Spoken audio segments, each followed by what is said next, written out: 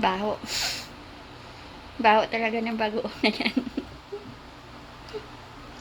So, ngayon, magluluto ako ng pinagoongan na baboy. So, meron ako ditong baboy. Ayan. Meron akong bawang, sibuyas, tsaka konting luya. So, ito yung ginamos sa amin. Nakakatakot yung itsura niya. Parang, alam nyo na yon yan. So, lulutuin ko siya ngayon. Ang tagal na to. Tsaka, alam nyo, sobrang baho. Sobrang baho nito talaga, promise. Sobrang baho. Ayan, nakakatakot yung itsura niya. Deng, tingnan mo, Deng. Ito yung lulutuin kong bagoong itsura niya. Parang tae. Parang tae. Ano kaya to? Banlawan ko kaya to? Iyan parang fermented niya, 'di ba? Ayan. Kailangan hindi ito maalat ang ano mamaya kasi nga syempre ito maalat na to eh. Ayan siya, natatawa tuloy yung anak ko kasi ang baho daw. Pagbaba niya daw sagda, ang baho na daw. Ano pa kaya? So, diba ko? Ayan, ito kasi yung ginamos sa amin sa probinsya ng Negros, Bacolod. So, ito yung tinatawag naming ginamos. So, lalagyan natin siya ng baboy kasi, di ba? Try lang natin kung masayang, di masayang siya, di ba? Titingnan natin kung kaya pa natin tong i-survive. Buksan muna natin yung bintana kasi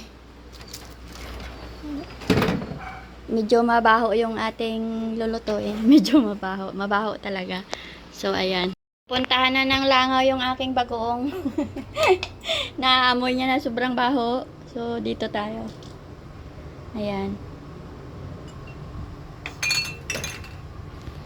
Ayan. Lulutuin natin yan. Natatawa ako sa lulutuin ko ngayon. Ngayon lang ako magluluto ng napakabaho. So, pumasok na ng nasa loob naman ng kwarto si Puti.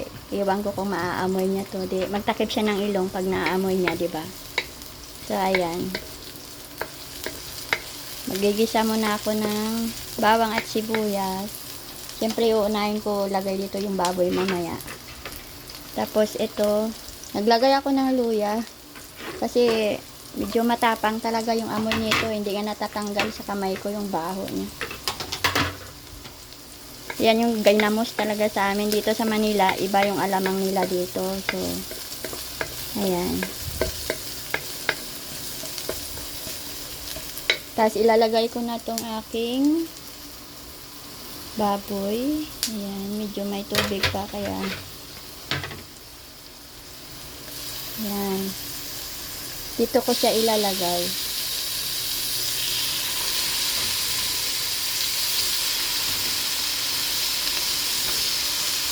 Yung kapitbahay ko kasi niluto niya rin yung kanya. Nilagyan niya daw ng baboy. Sabi ko sa akin, nandoon pa. Hindi ko pa naluto. Kaya sabi niya, lagyan mo ng baboy para masarap. So, lulutuin natin ngayon. Matagal na tong sa akin, pero siyempre habang matagal nga, 'di ba, lalong sumasarap daw 'yan. So, ito yung aking sahog sa ating bagoong. Ang baho niya, promise, pinupuntahan siya ng langaw kasi tingnan niyo naman oh. Iyo, 'di ba? Kala mo parang tae. Ayan.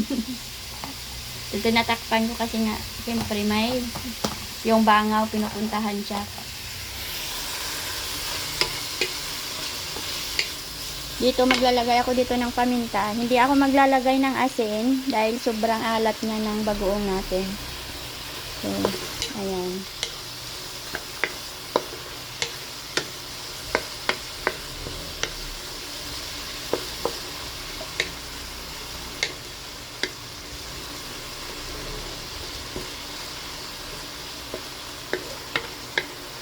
Ayan. So, maglalagay ako ng kaunting tubig.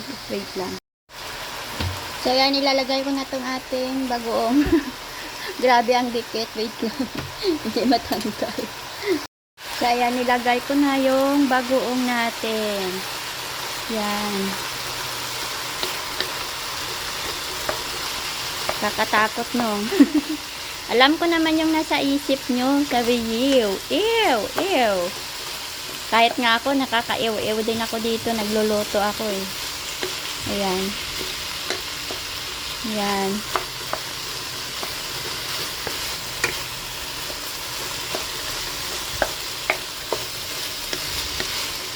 Ito lang yata yung naluto ko na bagoong na parang pinikilabutan ako.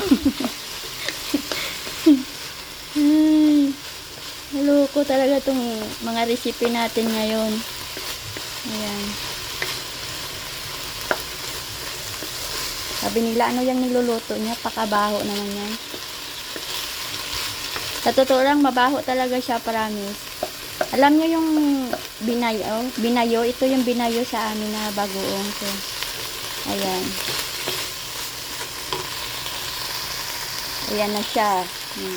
Lalagyan ko yan ngayon ng tubig. So, ayan, maglalagay ako ng tubig. Ayan. Para malaga siya. Yak. Imagine mo yan, diba? Alam nyo dati, pag wala kaming ulam sa probinsya, pwede na to eh, sa mga sinusugba nga namin to dati. Ito yung ulam namin dati. Pag wala kaming ulam, nakalagay to sa kanin namin sa dahon ng saging. Ayan, ganyan siya. O, dito nga, diba? Mayroon pa siyang baboy. O, dati, inasugba lang namin yan. Tapos yan ang baon namin sa school pag wala kaming ulam. Baho. Baho talaga ng bagoong na yan. Parang amoy bilat na hindi nakahugas ng isang buwan. Ayan siya. Sobrang tapang ng amoy niya. So, ito na siya. Alam nyo, nilagyan ko siya ng konting suka. Ayan, nilagyan ko siya ng konting suka. Lagyan ko siya ng paminta. Ayan, para mawala yung napakabaho niyang hininga. Ayan. Pwede ito kasi sa mangga eh. Ayan. Antayin ko lang na magkonti yung kanyang sabaw. Ayan. Tingnan natin kung anong kalabasan yan mamaya.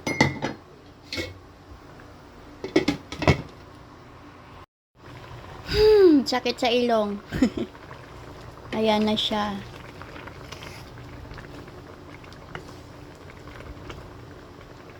Tingnan natin kung malambot na tong baboy. Naaamoy na ng mga langaw. Kunti pa, medyo matigas pa. Ayan. Matigas pa yung baboy. Lagyan ko siya uli mamaya ng tubig kapag medyo kaunti na lang.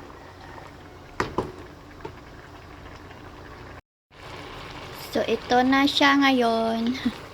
Ayan. Medyo nawala na yung amoy.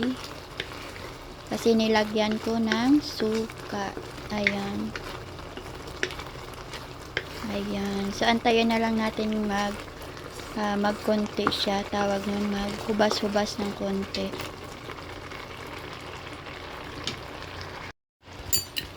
Lalagyan ko siya ng asukal. Ayan. Ayan, asukal.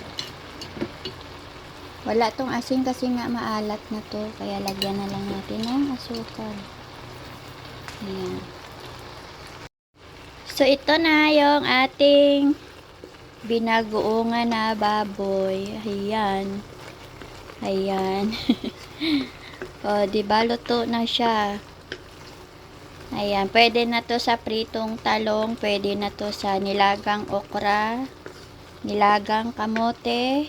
Dahon ng kamote ba? Ayan. Pwede na to sa mangga. Ayan. Pang appetizer lang to. Pang appetizer. Siyempre, hindi mo naman to pwedeng iulam na ganyan lang.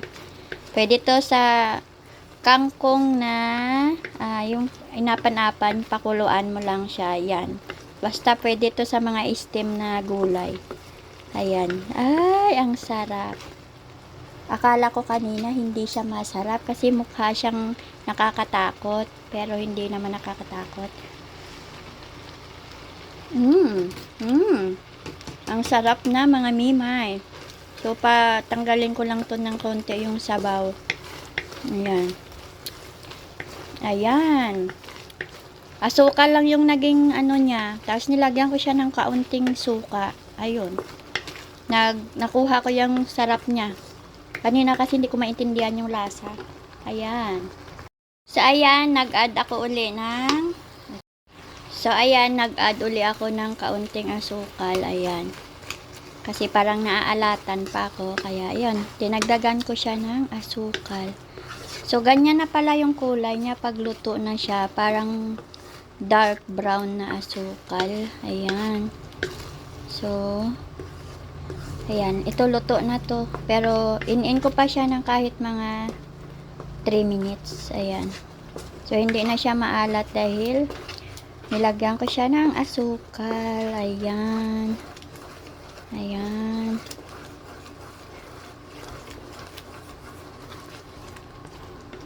So, yun na yung ating binagoongan. So, ayan. Ito yung pinakakilabot ko na niluto dito sa loob ng bahay kasi grabe ang amoy niya. Alam nyo naman siguro yung amoy ng ginamos sa probinsya, yung ginamos na binayo. Alam nyo yun sa probinsya. So, ito na siya, o, luto na siya. Ayan. So, ito na. Ayan.